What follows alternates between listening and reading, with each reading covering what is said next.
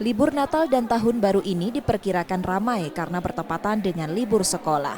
Hal itu terlihat dari penjualan tiket kereta api Bukit Serelo relasi Kertapati Lubuk Linggau yang habis dari tanggal 21 Desember 2023 sampai 4 Januari 2024. Sementara kereta api Raja Basa relasi Kertapati Tanjung Karang telah habis terjual sejak 21 Desember 2023 sampai 2 Januari 2024. Sedangkan untuk kereta api Sindang Marga masih tersedia. Selain tiket, pengelola juga menyiapkan sarana prasarana dan SDM mengantisipasi kepadatan penumpang. Pertama, kita adakan ram cek. Semua teman-teman operator prasarana dan sarana mengecek semua kesiapan termasuk potensi-potensi yang akan timbul karena adanya cuaca hujan yang hari ini cukup cenderung lebih banyak intensitas hujannya.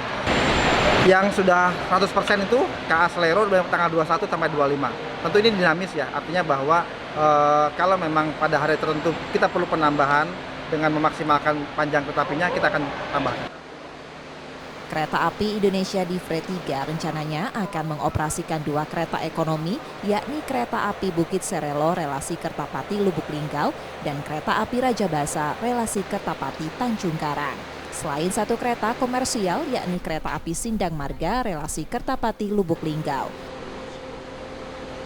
Rizky Nurmizan, Kompas TV, Palembang, Sumatera Selatan.